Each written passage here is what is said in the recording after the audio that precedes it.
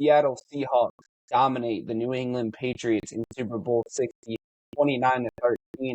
I am Joey Lavelle, that is Dylan Chambers, and welcome to the Nothing But Boys podcast. Thank you so much for tuning in. Really appreciate all the love. And what a Super Bowl weekend we had. What a Super Bowl Sunday we had. And just, wow. Like, what a season. And we go through the season, and I'm going to take you all the way back to August or early September, late August, early September, whenever it was. And literally, the start of the game, you had Jalen Carter get ejected for spitting on Dak Prescott. And look where we are now with Sam Darnold in the Seattle Seahawks Super Bowl champions in dominant fashion. They kind of dominated throughout their entire playoff run. Their last loss was their first game to the Rams, which is just insane. So kudos to them. For offensive start of the game, we also have Kenneth Walker. He had 27 carries, 135 yards, 2 receptions for 26 yards as well. For defensive star of the game, we had Devon Witherspoon, 4 tackles, 1 sack, 1 tackle for loss, 1 PBU, and 3 quarterback hits. And I'm going to start with talking about Devon Witherspoon. And this kind of goes to Mike McDonald too. What a performance Devon Witherspoon put on throughout these playoffs. I think he was our defensive star of the game against, it might have been it was Witherspoon against the Rams. And he's just put together in how Mike McDonald uses him and moves him around in these blitz packages. Every time they ran that corner blitz 3 or 4 times with them coming to Drake May's right, so he couldn't roll out. So what a performance there. Seattle defense is just so good. I mean, they had 6 sacks, 8 tackles for loss, 6 PBU. They turned Drake May and the Patriots over 3 times. They held the Patriots to 79 yards rushing, and they ended up scoring a touchdown.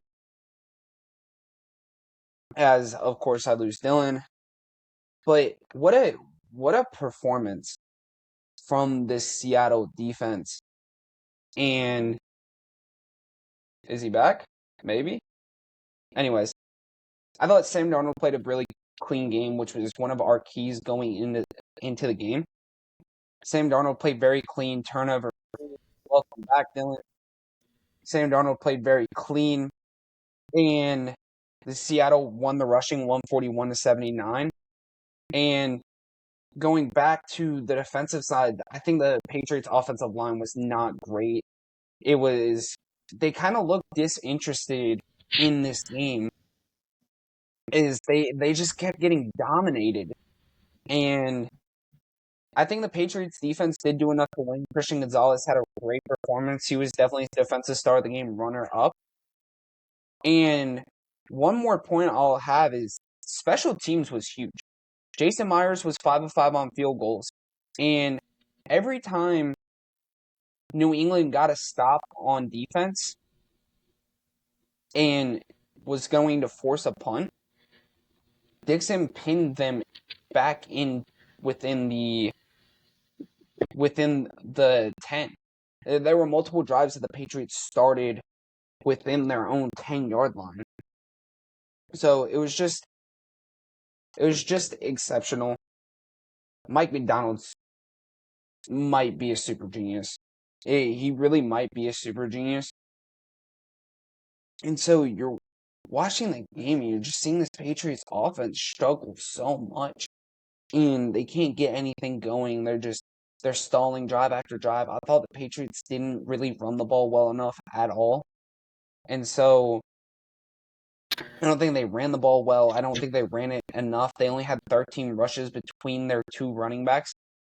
And Dylan, before you drop out again, what are your takeaways from the Super Bowl so that way I can get a couple in? You can get a couple in. First off, I just want to throw out, I did say that it would be within 14 to 17 points. I do.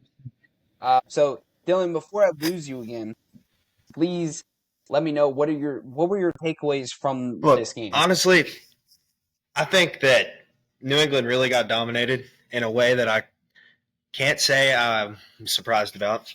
I did think that they would win between 14-17, and I'm glad I was right about that. But this game really got out of hand for them in the second half. Honestly, and like you mentioned, the Patriots' offensive line they kind of sucked. They looked disinterested. They weren't all there, or it didn't seem as such. And Seattle really took advantage of that, and that's why they had 6 sacks, 3 turnovers, a really good pick six, and 6 pass deflections. So I think the Seahawks really dominated, and what a coaching masterclass too from Mike McDonald. I think defensively. Dude, Mike McDonald might be a genius. Like everyone loves like the Sean McVay and the Kyle Shanahan's, but maybe the Mike McDonalds are the way to go now. Hey, you look at how good that defense was, and the Patriots offense had been one of the most explosive offenses in the league throughout the year, and they just had nothing. I mean, even in their 3 playoff games before this one, they had some explosiveness, and they only really had one explosive play in this game. Yeah, I agree. I mean, and I think one thing I want to bring up is look at the missed opportunities Seattle had. Look at that wide open pass where he overthrew JSN. I think he had 2 deep misses to Rashid Shaheed. Like, Seattle really could have won this game by a lot more than they did if Darnold didn't miss as many throws as he did.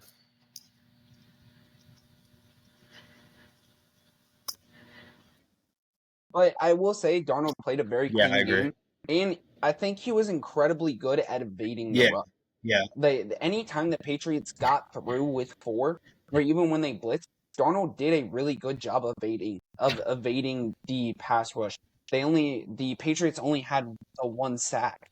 So, and May just didn't do as well. Yeah. I mean, the Seattle had 6 sacks, and I think that's part of the offensive line.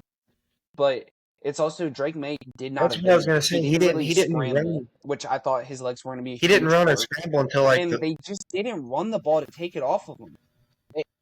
He didn't scramble at all, and up until the end of the third quarter, he wasn't running at all. He was just standing in the pocket the whole time.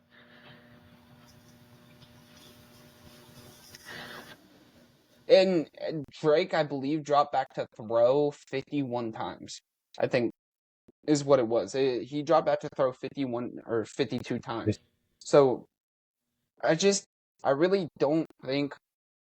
I think, and I don't want to remove credit from Seattle and Mike McDonald, but it didn't look like the Patriots were prepared offensively to play in this game. I thought the Patriots defense played really well. Eventually the dam was going to break, and you saw that with a Barner touchdown.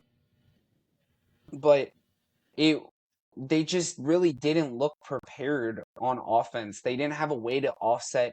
Every time they ran a corner blitz, it got in, and it caused May havoc. You had what was it? Derek Hall and Byron Murphy both get 2 sacks. So you had the forced fumble, which had been a problem throughout the playoffs, and now it was a complete outclassing. And I will say I will give Mike McDonald, Clint Kubiak, and that entire staff a lot of credit, but it did look like the Patriots did not come to that game prepared offensively. So, but nevertheless, it was an interesting Super Bowl. The numbers came in, and it was the second most watched Super Bowl of all time. It was behind the Super Bowl last year, which good on the NFL. Ball is getting more and more viewership, which is a good thing. I think sports need to be more out there, and more people should be interested in it. So, moving on to more winning, we'll go to our 5 headlines, and we'll start with the Olympics at number 5. Norway leads the medal standings with 12 total. They have 6 golds. They are just absolutely dominant in skiing, like cross-country skiing. Today, Klæbo, he was just absolutely electric. Like, running at a 10-mile-per-hour pace on skis uphill is just insane. I don't understand how he did that.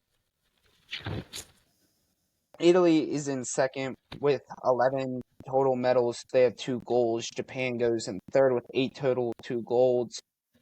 The U.S. is in fourth with 7 total, 2 golds. And Germany and Sweden are tied for fifth with 6 total medals and 3 golds. And Dylan, I don't know if you saw the clip of the Norwegian skier running uphill on skis at a 10-mile-per-hour pace. But if there was one thing to encapsulate the Winter Olympics in Italy thus far, Yeah. I think it's that clip. And they're dominant when it comes to skiing. The Norwegians are just insane. They've already medaled 12 Well, they times. dominate the Winter Olympics every. And so it's just absolutely ridiculous. Yeah, they've won the medal table the last three Winter Olympics. It looks like they're gonna do it again. But the U.S. has made some history. They what's her name? I think it's Corey Thies. I might be getting her name mixed up, but she is the first woman to medal in curling for the United States, which congrats to her. And then luge, I think Ashley Farquharson, I think I probably butchered that. I think she's like the third woman to medal in luge in America. So I think that was the stat. But like the Americans are making waves. I'm sure you've seen some of the clips. Ilya Malinin, absolute dog. Absolute dog. Shout out Virginia. He's from Virginia. Shout out Virginia. Just an absolute dog. Like, I played hockey for many years, and I could never imagine touching that level of skating. So, just absolutely insane. The U.S. women today, I'm sure you saw the score, dominated Canada 5-0 today, which is unheard of. Canada's never been shut out in the Olympics. Never. Never been shut out, the women's team. The U.S. in 4 games has outscored their opponents 20-1. Caroline Harvey, insane. Like, she is absolutely electric. She's insane. And so now we're starting to look to the men's hockey getting ready to start, which will come out today when you're watching this. Or start today. The U.S. doesn't play until Thursday. And so, just any thoughts or feelings on the Olympics thus far? Well, first off, I want to point out I'm not really surprised that the Norwegians are running the table again. But like you said, I'm glad to see that the U.S. has been making some history. And the women's hockey team is just something to be talked about for a long time. If you ask me, it's nice. That's all. Those are my closing thoughts. The U.S. is hopefully wins, but it's probably not going to happen. Norway's looking pretty good.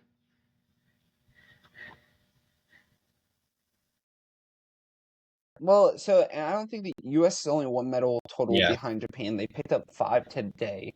It was 3 silver and 2 bronze, so they picked up 5 today. They have an opportunity to pick up a couple more tomorrow. I think there's 8 golds being handed out tomorrow. And so, or Wednesday. This is as of Tuesday night, but have the opportunity to get some tomorrow. And so the unfortunate news is Brigitte Johnson took gold in the women's downhill alpine skiing, and Lindsey Vonn suffers a brutal crash, suffered a complex tibia fracture, and just it's kind of sad to see one of the legends of the game go out. Brigitte Johnson, I believe, was the first woman to win a downhill alpine gold since Lindsey Vonn. Though I think she's the second one, and the only other one was Lindsey. So just kind of sad. I think we had talked about Lindsey suffering a torn ACL like 2 weeks ago. And so it's just a heartbreaking to see the way that her run ended as just an Olympian and a U.S. athlete. If you haven't checked out her most recent social post, it is a pretty good message. I thought she worded that very well, and it is kind of inspiring. Her closing thoughts were, "I believe in you just as you believed in me," which is it's just an awesome story. She took her shot. I give her all the credit in the world, and it is very unfortunate to see her not be competing with the Americans, especially after she came out of retirement. Speaking of injuries, is Anthony Davis gonna play No, basketball this year? he doesn't. So early reports were it said AD would not play for the Wizards this year, which it's like I thought they kind of made the trade to go get him now, but Will Dawkins said, I believe it was 2 days ago on Sunday, that both Trae Young and Anthony Davis will be evaluated after the All-Star break, and he feels very confident that they will play this year. Now, the Wizards as a front office has decided to kind of give up on the draft process and kind of just go get the proven guys to go win now.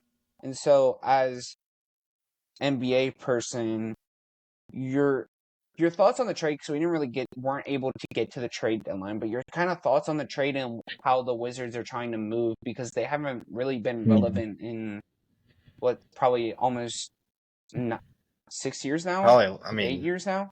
Even then they were losing more games.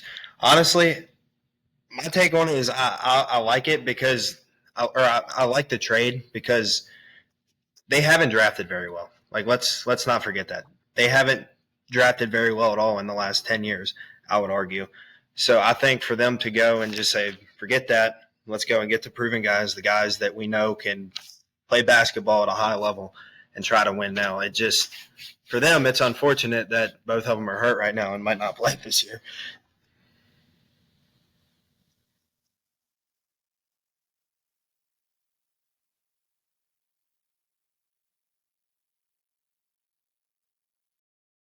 Yeah. It's I don't think the Wizards were really going to be in the playoff race this year, even if they were both healthy. I don't think they would have made that push.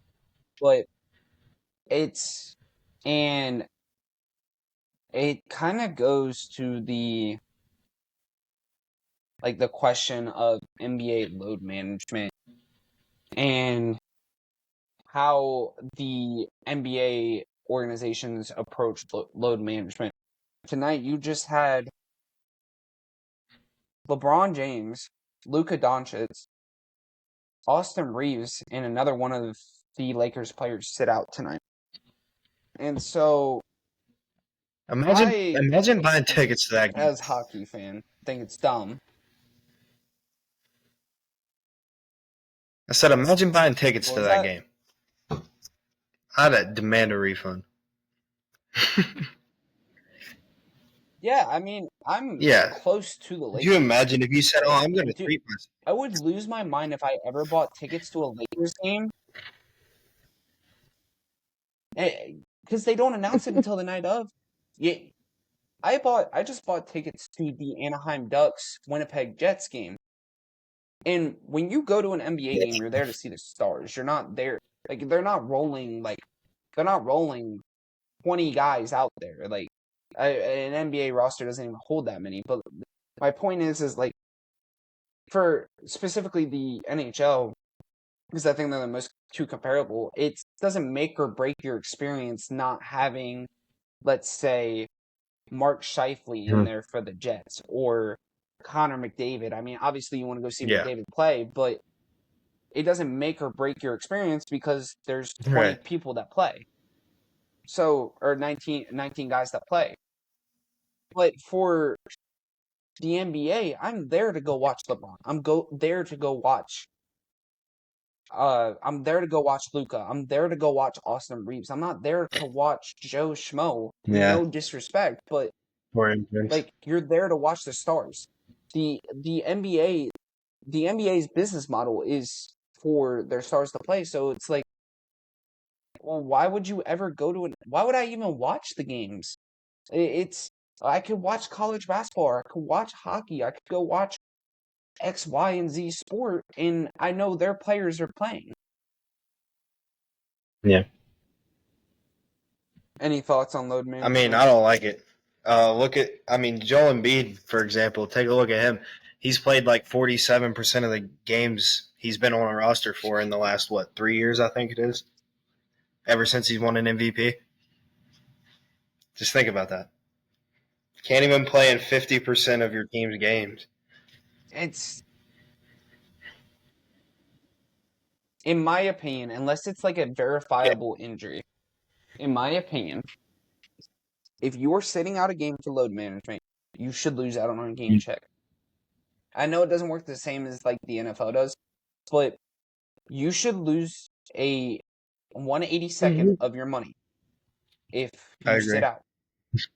You should honestly lose more. Like, if you are not verifiably injured, you should be punished. Because, again, why would I? And I think the game was in San No, Antonio, give a so you're not servant. really watching. Like, San Antonio fans are going to that game. But, like, they're there to go watch Wemby, and Wemby dominated tonight. But I hate load management, and Yeah, it's really, I me think it's too. bad for the sport because it looks bad. I mean, you can even go, granted they ended up winning, but Darren Peterson just sat out for Kansas when they played Arizona because of a flu. Like, there are plenty, there are people that would kill to be in that position, and you're gonna sit out because of a flu. Like, you better have been dying, dude. To play the number one team in the country? Like, granted, they won the game. But my Yeah, instant reaction to that is like, you sat out yeah, because of a flu. Like, you better be dying yeah. on your bed.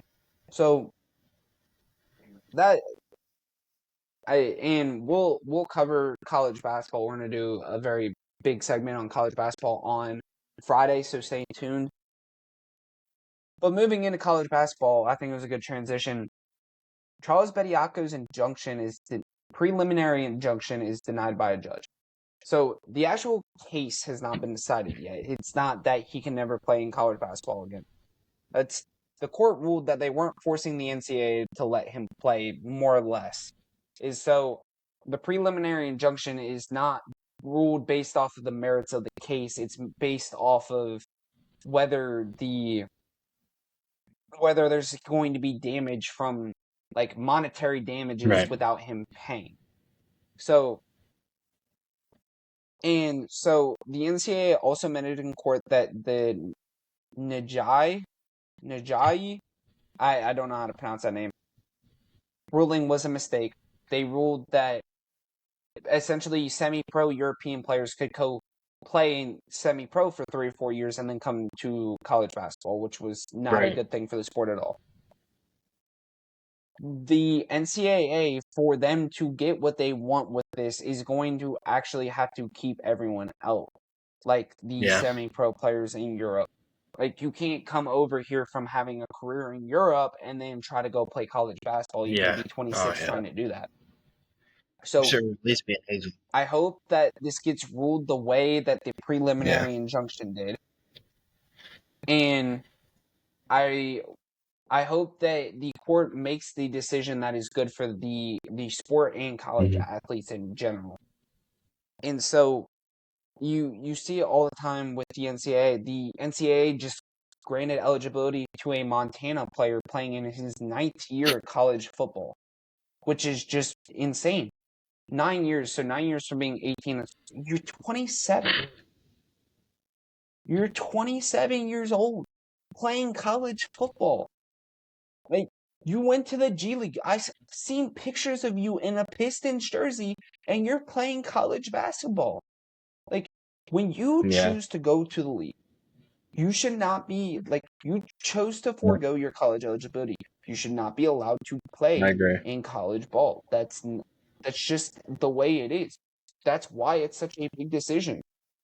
You can't just leave and be like, "Oh, it's not working out. I'm gonna go get paid to play in college against easier people." One, that makes you a puss. Two, that's not good for the sport because now you're taking a roster Yeah. spot from a high school kid. It's been the same conversation for Mm-hmm. 6 years now. It's constantly with this conversation of doing dumb eligibility decisions and letting people play in college for far too long because it's an entertainment sport now. It's not for student athletes, it's Yeah. for entertainment now. And all it is about the money, which has ultimately made watered college sports down. That's why you have 68 teams playing in the tournament. It's why you have a 12-team playoff in college football. And it just has significantly watered down the sport. You haven't really seen it with other sports yet, but you will as they get bigger. You're gonna see it with the college hockey, college baseball. College baseball is the next one to get watered down. And college baseball is the third most popular sport. You're gonna see it in all these sports where it's gonna get watered down because of how much money is in it. And college baseball has really grown. You see it in college lacrosse, like whatever sport, it's gonna continue to get watered down because of us, because of the money, and because of us giving 30-year-olds the opportunity to keep playing because it's not about the underdog story anymore. It's about how can I grab this or that, or how can I make things easier on me. You see, with the transfer portal in college football. So I'll get your thoughts. I know I spewed on for a little bit, but any overlapping thoughts with the Bediako preliminary No, injunction getting honestly, denied? I think you just about covered everything. I was sitting here looking at my papers, and yeah, I think you pretty much just covered about everything I had. So no, not really. Thank you, Joey. Jim What is it? Schwartz Oh, resigns as the Browns defensive coordinator. Jim Schwartz resigns as the Browns defensive coordinator. they fumbled the bag. And I understand where he's coming from. He's under contract for the A next long two time. seasons, so he will not be eligible for another job until 2027 or 2028. 28. I Yeah. guess it's technically 2028. But he had a top 5 Just defense in the league. He had the defensive player in the year and the defensive rookie of the year. But you're going to go sit at home for 2 years? Because if I'm the no. Browns, I'm not trading you. Unless, like, I get a really Yeah. good draft compensation deal. But if I'm, especially as a defensive coordinator, because no team's going to trade him for a head coach. I just don't think that's going to happen when there's plenty of coordinate candidates out there. So I understand. I feel that Yeah. he should have gotten the Browns job over Todd Monken.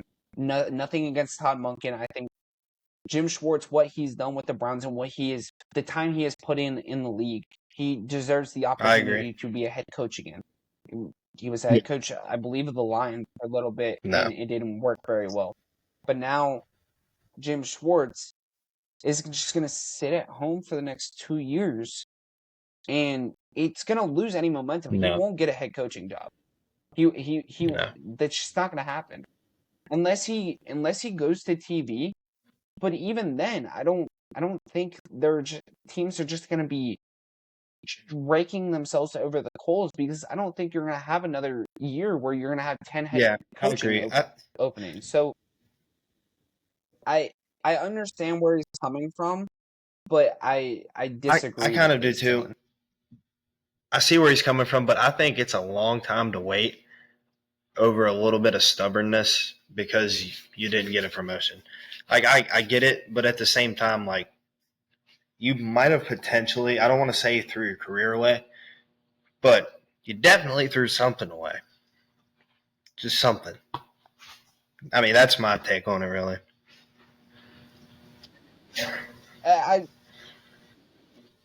and I I think around the league they kind of assumed that Schwartz was going to get the I Browns mean, I job. did. I I think think around the league, I don't because he didn't really get a lot of other interviews, but I mean, and he's so looked down upon because the Browns suck. They suck every year. But you look at what Jim Schwartz has done. He's made Myles Garrett into who he is. He just had the defensive rookie in the year with a yeah, second round pick.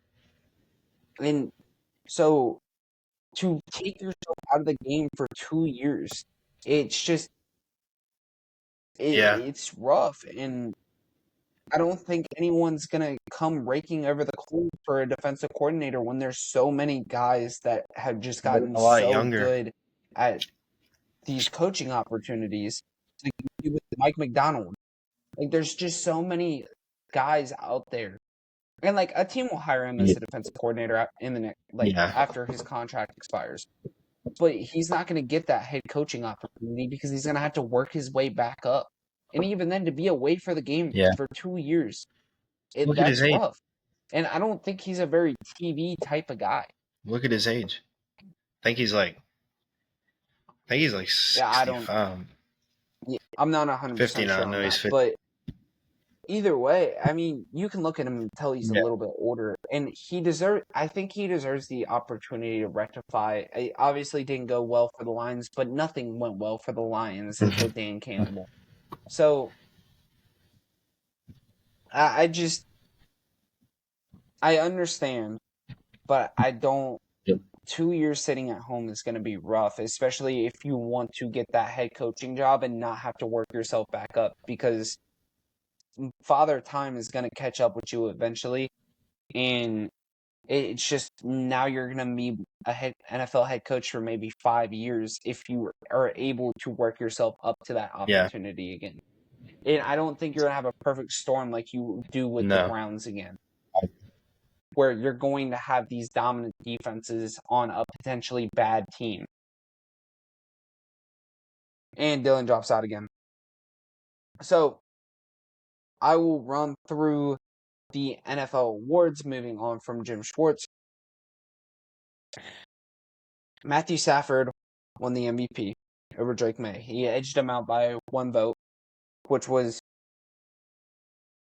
I think it was a deserved in hindsight, especially going through the playoffs. But regular season, I understand because you obviously had that performance against the Falcons in prime time, which didn't look very good. I understood the argument for both, but I would have had Stafford. Stafford does have way more weapons, but I think Stafford was at the top of the league. And I hate the schedule argument, but what Stafford did to that Seattle defense was just ridiculous. In the fact that he was able to go through and have really some dominant performances over the Seattle defense.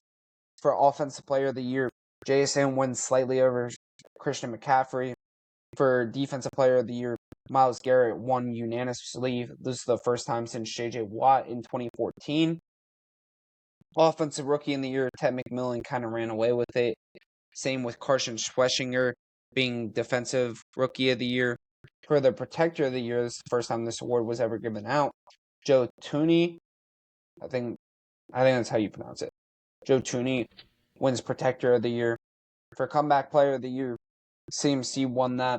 I don't think there's really any competition there. For Assistant Coach of the Year, it was Josh McDaniels. And for Coach of the Year, Mike Vrabel goes over Liam Cohen. And that one was a little spread out across all the candidates. I think there are a lot of candidates that you could have considered. And for the Hall of Fame class, you had Larry Fitzgerald, Luke Kuechly, Adam Vinatieri, Drew Brees, and Roger Craig. So, with the NFL awards, I don't think there was a lot of snubs. I was very pro Jackson Smith and Jigba. I'm surprised CMC was actually second, rather over Puka Nacua. For Comeback Player of the Year, I thought CMC really did deserve it. And I think Coach of the Year was the hardest one for me. And Liam Cohen, a historically not great franchise in Jacksonville, And so you had Liam Cohen take that team to where it was. Obviously, these got submitted before the playoffs. So, and it looks like, Yeah. Dylan, do I have you? Yeah. Maybe? Okay, I have you. Dylan, any snubs for the NFL awards? I kind of just went through them. I don't know how much you heard, but do you have any snubs that you No, have a not super really. big Not that I gripe can with? think of. I think you could have maybe made an argument for someone else being protector of the year, but I don't really hate the pick because I like Joe Tooney. Um, I'm really glad to see that Matthew Stafford got MVP and not Drake May because that's who I was rooting for the whole year to win MVP, at least from like week 12 on.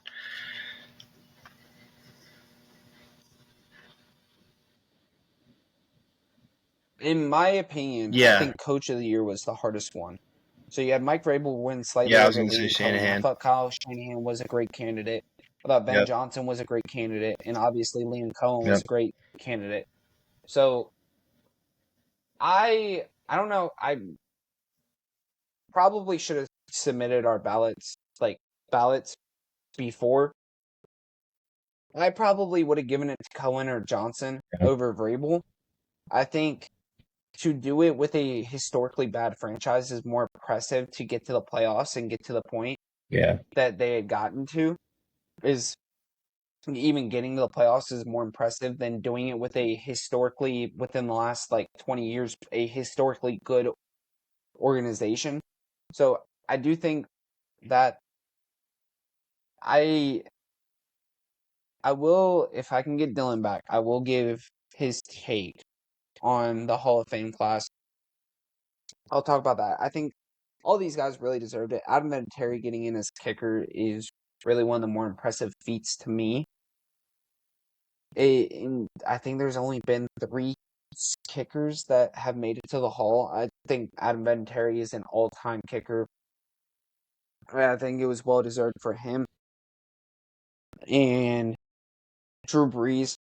And just to think about all the quarterbacks that I watched when I was younger, and I know a good amount of people that watch this podcast watch it when they're a little bit older, but to watch the era of Drew Brees and Peyton, Peyton Manning, Eli Manning, who arguably should have been in the Hall of Fame this year too. Tom Brady. I feel like I'm missing some. Aaron Rodgers.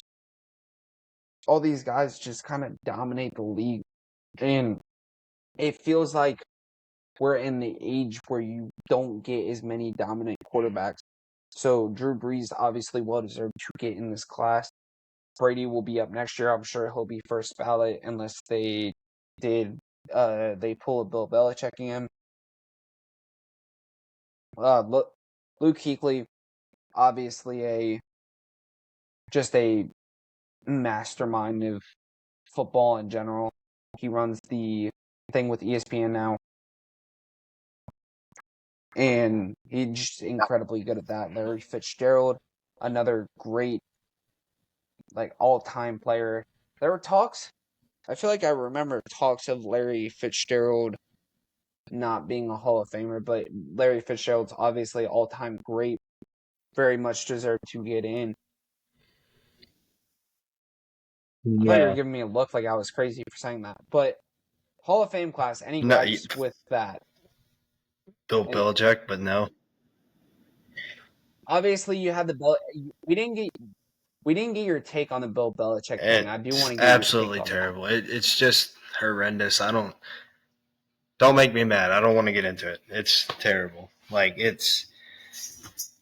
I can't even think of words to describe just how truly disappointed I am. What? Is Tom Brady next? Is he not getting in first ballot? Because he was a part of all the same stuff. His, this is he Brady, I better. think He Brady will get in absolutely first better. If ballot. he don't, I'm going to start a riot. He better. Belichick should have. I think it's crazy. It just blows my mind. I also think going back. Go ahead. No, I'm good. Sorry, I thought you were done. Okay. I also do think maybe a potential another sub, and it wasn't really close. But Nick Eamon should have been. I think Nick Eamon should have been more in consideration Yeah. for Defensive Rookie of the Year. Obviously, in hindsight, now watching Nick Eamon do what he did in the playoffs I'll say this. makes it a little bit better. But I am glad that some of these elite players on the I'll say Browns are this. getting some love. He needs to change his jersey number.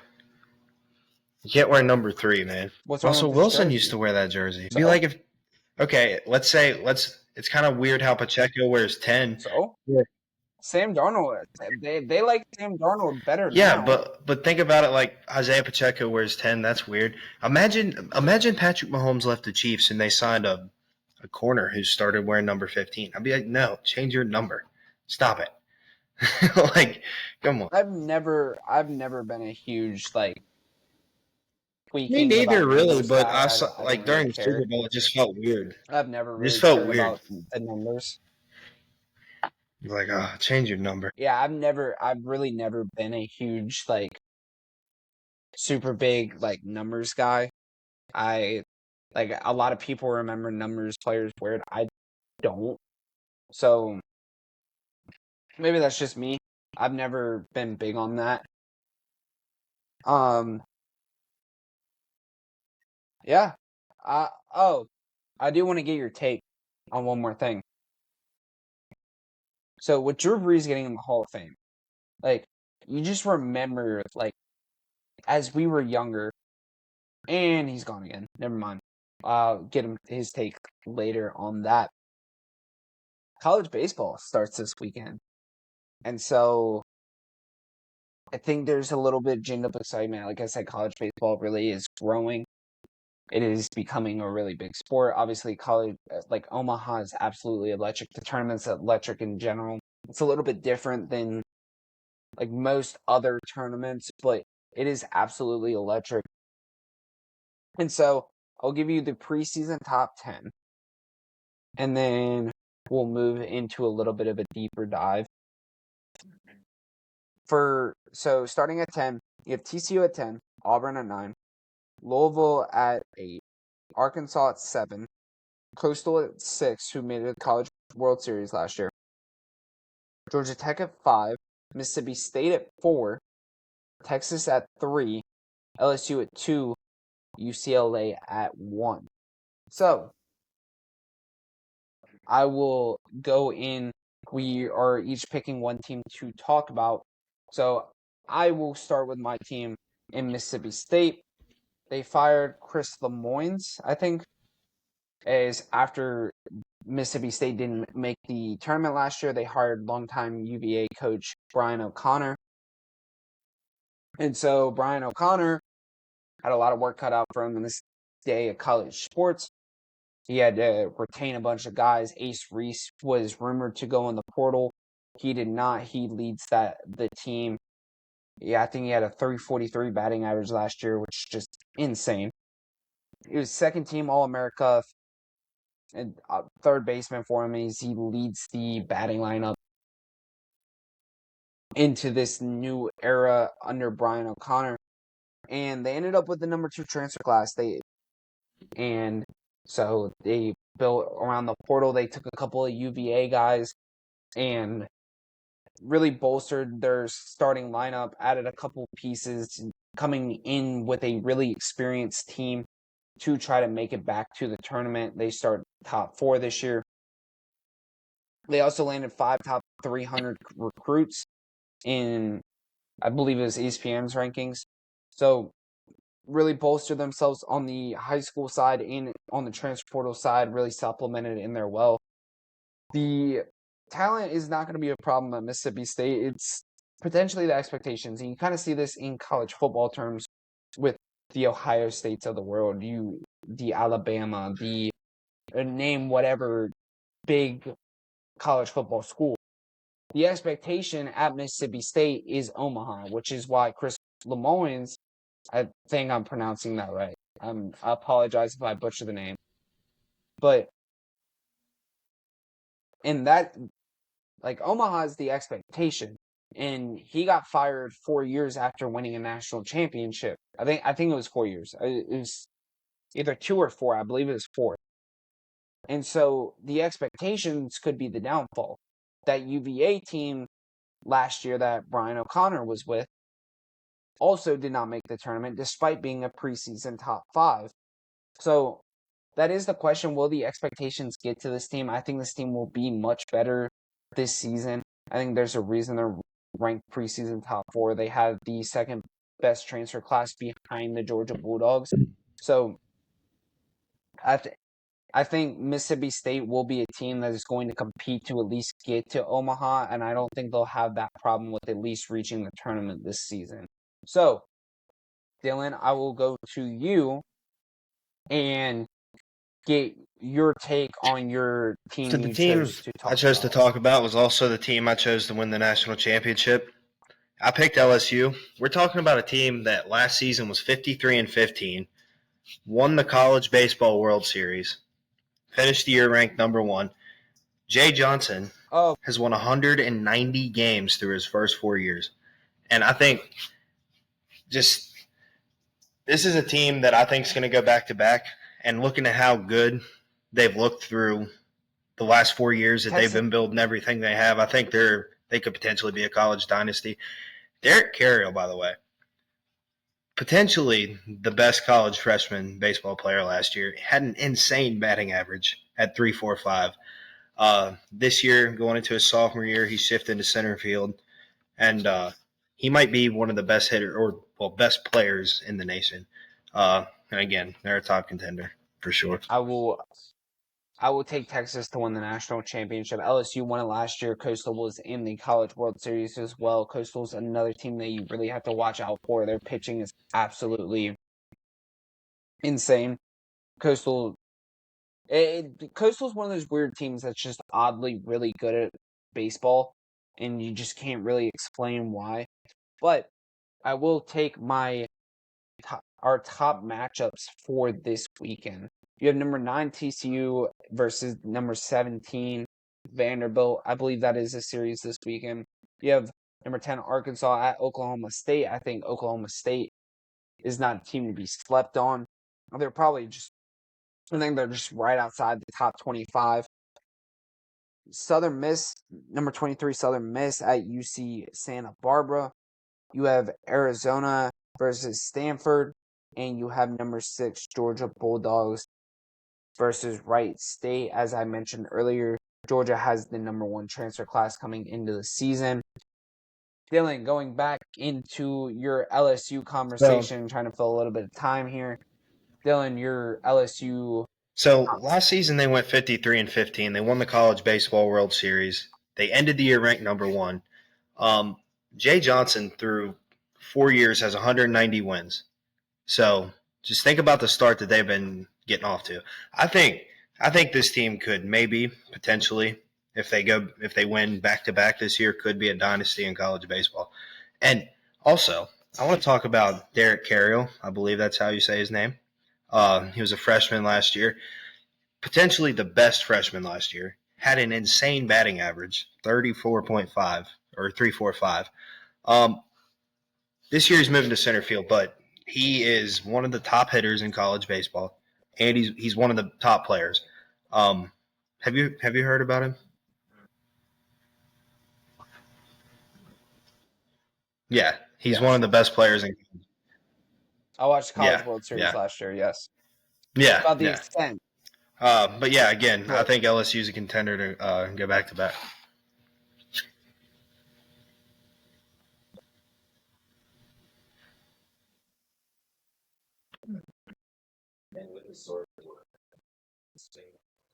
And Dylan drops out again. So I don't know how well the audio is going to be for your guys's. Trying to just have to see when I finish this up. But yeah, if there's not going to be a whole lot going on this weekend, so I'd recommend you check out if you are able and you have the subscriptions. Please check out potentially some of these matchups. I think they're going to be absolutely electric, especially with college baseball starting after college basketball ends. It's not going to be as much on. So maybe check out some college baseball. We're really going to try to start covering that on a more consistent basis going through the college baseball season, especially as it is a growing sport. So please let us know your thoughts. We really appreciate you for tuning in. This is a little bit of a shorter one today. We really appreciate you tuning in. Please like, subscribe, and comment. Really appreciate you. And we might get Dillon back. Maybe. All right. Oh, I was Continue done. with your I was points done. before you tune out again. I was I was going to wrap it completely up. done. Okay. So, all right. I do want to say this before we go. So, with Drew Brees getting in the Hall of Fame, what are your thoughts on the absolute domination at quarterback we've seen? We had Peyton Manning. We had Tom Brady. We had Drew Brees. We had Aaron Rodgers. Yeah. There's probably a couple I'm missing. Bill, You had Eli. You had Russell Wilson in his prime, even though I don't think he's up Ben, there Rivers. with all them. But, like, the absolute domination at quarterback. We used to have, like, legends. And, like, now it just doesn't feel the same. I know you're a Mahomes fan, whatever. Like, the absolute, yeah, Big Ben and Dillon tunes out again. All right. We tried. We thank you so much for tuning in. We're going to try to fix these technical issues by Thursday or by Friday. We thank you so much for tuning in. Have a amazing week. Please like and subscribe. Let us know your thoughts. We appreciate you so much for tuning in. Have a great rest of your week. We will see you on Friday, and God bless.